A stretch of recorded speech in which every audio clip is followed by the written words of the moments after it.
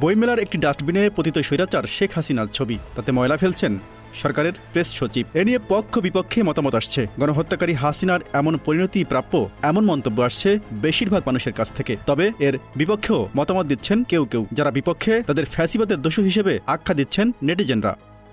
সরকারের যেই কর্মকর্তা ওই ডাস্টবিনে ময়লা ফেলছেন, তিনি বলছেন একজন গণহত্যাকারী হিসেবে হাসিনার এটাই ন্যায্য প্রাপ্য। তাকে গণহত্যাকারী হিসেবেই বিবেচনা করতে হবে। পৃথিবীর বহু দেশে গণহত্যাকারীদের এমনই পরিণতি হয়েছে। হাসিনাকেও সেই পরিণতি ভোগ করতেই হবে। বিচারের চূড়ান্ত রায় আসা কিংবা রায় কার্যকর করার আগে এমন লাঞ্ছনা গঞ্জনা তাদেরই প্রাপ্য।